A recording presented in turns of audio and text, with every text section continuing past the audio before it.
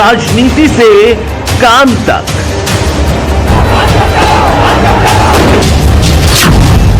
अपराध से अंजाम तक,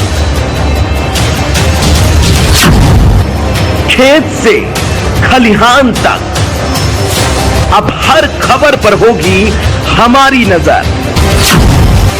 पाइए सीधा अपने मोबाइल पर। हम उत्तर प्रदेश जनपद हापुड़ क्षेत्र के कस्बा धौलाना तहसील में इस वक्त हम मौजूद हैं। यहाँ पर संपूर्ण समाधान दिवस लगाया गया है। क्षेत्र के लोगों की विभिन्न समस्याओं के संबंध में यहाँ पर निस्तारण हेतु संपूर्ण समाधान दिवस लगाया गया है। आइए यहाँ के फरियादियों से हम जानना चाहते हैं आखिर उनकी समस्या क्या है। समस्या हमारी काफ़ी पुरानी समस्या है। हर साल पानी का जल भराव हो जाता है हमारे कब्रिस्तानों में। 417 नंबर खसरा संख्या है और ये तहसील के बिल्कुल बराबर में है। काफ़ी दिनों से परेशान है। हर साल जो बरसात के मौसम में जल भराव हो जाता है, जिसे जो है मैयत को दफनाने में बहुत परेशानी होती है।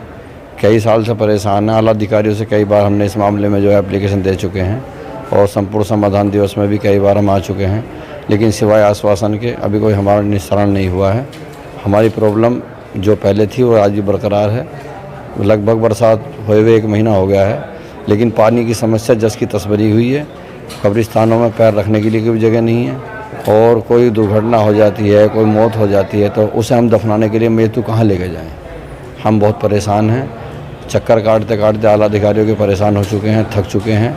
सिवाय आश्वासन के हमें कोई निस्तारण का या कोई उपाय हमारा नहीं हो रहा है। तो अब आप क्या चाहते हैं? हम तो यही चाहते हैं कि हमारी समस्या का समाधान जितनी जल्दी हो सके उतनी जल्दी हो जाए। चलो फिलहाल बारिश नहीं है, लेकिन हर वर्ष बारिश होती है। मौत का किसी का कोई पता नहीं है कब किसकी मौत हो जाए। आप भी बरकरार भी मौके पर जाकर देख लें, अभी तुरंत पानी ऐसे भरा हुआ है। पानी जरा सा सब टच से मस नहीं हुआ है। हम तो ये चाहते हैं, यही हमारी गुजारिश है प्रशासन से कि हमारी समस्या का तुरंत समाधान हो, हमारी समस्या का तुरंत निदान हो, जिससे हमें परेशानी ना हो। और हमारे साथ साथ जो हमारे जो कब्रिस्तान के बराबर में जो किसान भाइयों के खेत हैं, उनकी भी फसल काफ़ी तबाह हो चुकी हैं। अभी धान की फसल चल रही थी, सब किसान परेशान हैं, सब त्रस्त हैं। उनकी भी धान की फसल सब बर्बाद हो चुकी है, सब पानी में डूब चुकी है, सब नष्ट हो चुकी है। हम भी परेशान हैं, वो भी परेशान हैं। वो भी हमारे साथ में तहसील दिवस में आते हैं, अब भी हैं हमारे साथ। किसान भाई भी हमारे हैं, उन्होंने भी अपनी समस्याएं सुनाते हैं। एडीएम साहिबा से भी हमने समस्या अपनी रखी है, एप्लीकेशन भी दिए। बीडीओ साहब से भी हम मिल चुके हैं, एडीएम साहब से मिल चुके हैं, पटवारी साहब से मिल चुके हैं, प्रधान जी से भी मुलाकात हो चुकी है। चक्कर काट के थक चुके हैं। मेरा नाम अमर सिंह गहलोत है। हम 4 भाई हैं। मैं अपने पिता का सबसे बड़ा लड़का हूं। मैं गांव में सपनावत में रहता हूं। मेरे जो तीनों भाई हैं, एक भाई का नाम मुझसे छोटे का गोपाल कृष्ण, वो हरिद्वार रहता है। उससे छोटा भाई चंद्रमोहन है, वो गांव डोला जिला बागपत में रहता है। सब में छोटा भाई मेरा दुष्यंत कुमार सिसोदिया, वो हिमाचल में सोलन जगह है, वहाँ पे रहता है। हमारे गांव के प्रधान ने अपने को परिवार के एक सदस्य को संबंध में एक हमारा ज़मीनी विवाद चल रहा है, उसमें एक हमारे भाई जो चंद्रमोहन है, उसका नाम उसने पक्षकार ने गलती से अर्जुन सिंह लिख दिया। परंतु अर्जुन सिंह लिख के उसे ये जानकारी नहीं थी कि इसका कोई भाई अर्जुन सिंह नहीं है। उसकी सेटिस्फाई करने के लिए ग्राम प्रधान ने पत्र दिया। वो सिविल न्यायालय जनपद हापुड़ में दाखिल है, जिसकी हमने कॉपी निकाली। कॉपी निकाल के उसकी हमने जांच कराई। जांच कराने में ग्राम प्रधान अपने बचाव में गांव के अपने परिवार के कुछ सदस्यों को लेकर मेरे भाई अर्जुन सिंह की बार बार पुष्टि कर रहा है, जिसमें पुलिस भी उसके कहे अनुसार रिपोर्ट लगा रही है। आज मैं तहसील दिवस में इसलिए इस आशय से आया हूँ कि जब मेरे भाई का नाम अर्जुन सिंह नहीं है और कोई मेरे परिवार में 4 भाई में किसी का नाम भी अर्जुन सिंह नहीं है, तो मेरे भाई का नाम किस प्रकार अर्जुन सिंह की पुलिस पुष्टि कर रही है। मैंने तहसील दिवस में तहसील प्रभारी जो जिलाधिकारी आज आए नहीं हैं, तो उनसे ये प्रार्थना करनी थी कि कम से कम न्याय संगत कार्रवाई और जांच एसडीएम या किसी मजिस्ट्रेट स्तर से जांच हो, जिससे यह पुष्टि हो सके कि जब मेरे भाई कोई इस नाम का है नहीं अर्जुन सिंह नाम का, तो ये अर्जुन सिंह नाम बिना साक्ष्य के रिपोर्ट में पुलिस कैसे लगा रही है। इसमें जो भी गलत रिपोर्ट लगा रहे हैं, गलत साक्ष्य दे रहे हैं, जो उसमें खड़े होकर साक्ष्य दे रहे हैं कि इसका भाई अर्जुन सिंह है, गांव में कहते हैं, वो मेरे भाई का साक्ष्य दे कि अर्जुन सिंह ये एविडेंस दें, उसका पहचान पत्र, आधार कार्ड प्लास्टिक नकल किसी को तो दिखलाएं। उन्होंने बिना साक्ष्य के ही अर्जुन सिंह सिद्ध कर रहे हैं। शायद हो सकता है वो मेरे भाई को कोई जानता भी ना हो, क्योंकि मेरा भाई कभी भी यहाँ गांव में नहीं रहे हैं, 2 या 4 दफ़े गांव में आए हैं। तो मैं चाहता हूँ कि मेरे भाई के गलत नाम जो लिखा गया है और गलत रिपोर्ट जो दाखिल की जा रही है उसकी जांच हो, और जो भी दोषी हैं इसमें गलत रिपोर्ट लगा रहे हैं और गलत बयान दे रहे हैं उनके खिलाफ कार्रवाई की जाए। तहसील में आए हो, तहसील दिवस में, तो क्या समस्या लेकर के आए? समस्या ये लेकर आए हैं जी कि हमारा खेत है, खेत का विवाद चल रहा है। हमने उस पर जो है बोर्ड भी लगवा दिया है कि कोई अवसर ना फंसे। और जी फिर उसके बाद में हमारा जो देवता भी बने हुए हैं 50 साल से 100 साल से हम बोते जोतते आ रहे हैं। दादा लाई हमारी संपत्ति है और इन लोगों ने जो है 2 बार बिकवा दी जी। वही हैं, गवाह रहते हैं और वही बिकवाते हैं और वही खेत जुतवाते हैं, उन्हीं का ट्रैक्टर है। कौन लोग, क्या नाम है उनके? उनका नाम जी, एक का नाम तो है जी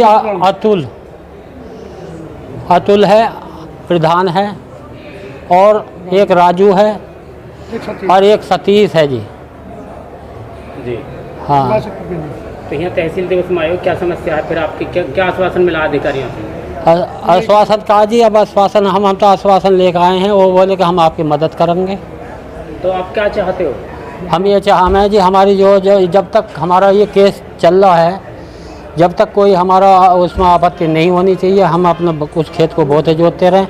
जैसे डिसीजन आवेगा वो कोर्ट के द्वारा, वो से अपना वो जैसे चाहें वैसे करें। नरेश नाम है सर हमारा। कहाँ से हैं आप? हम जिला एटा से रहने वाले हैं सर।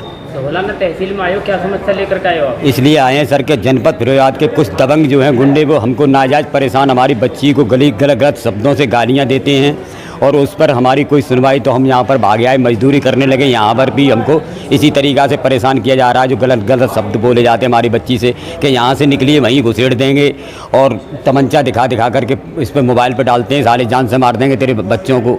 इस तरीक़ा से हमको धमकी दी जा रही है, हमको नाजायज़ साहब परेशान किया जा रहा है, इसलिए हम यहाँ पर आए।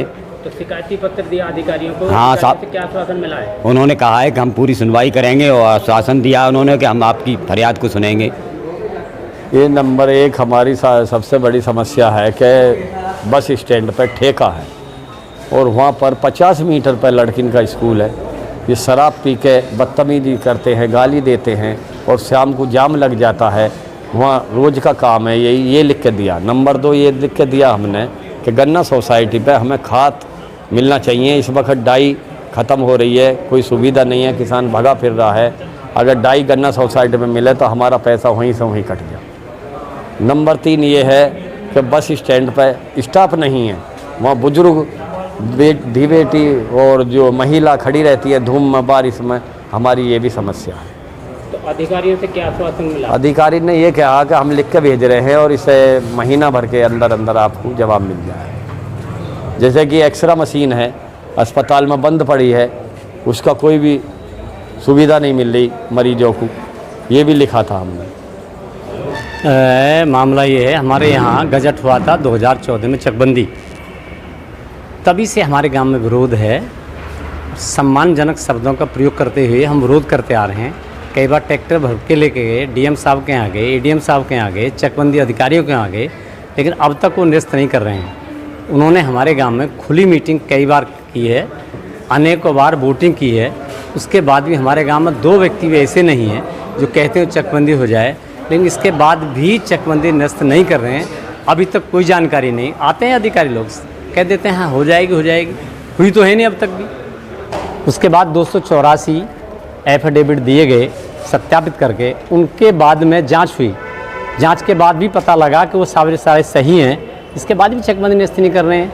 3 लेखपाल लगाए गए, घर जा कर के देखो, प्रत्येक किसान से मिलो, वो किसानों से मिले, प्रतिक्रिया जानी उन्होंने, लेकिन सब ने मना कर दिया। इसके बाद भी चकबंदी निरस्त नहीं है, इसलिए मैं निवेदन करने के लिए यहाँ आया हूँ।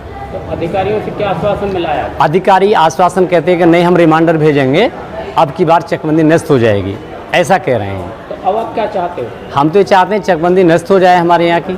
फिर भी हम बहुत धैर्यपूर्वक, बिल्कुल सम्मानजनक इनसे कहते हैं हमारी यहाँ चकबंदी निरस्त हो जानी चाहिए। अगर इसके बाद भी चकबंदी नहीं निरस्त करते हैं तो कहीं ना कहीं आंदोलन की आवश्यकता हो सकती है। मैं हूं मौर्य कुमार गौतम, आपका अपना न्यूज रिपोर्टर। देखते रहें गांव शहर की खबर और जुड़े रहें सिटी न्यूज इंडिया 1 के साथ।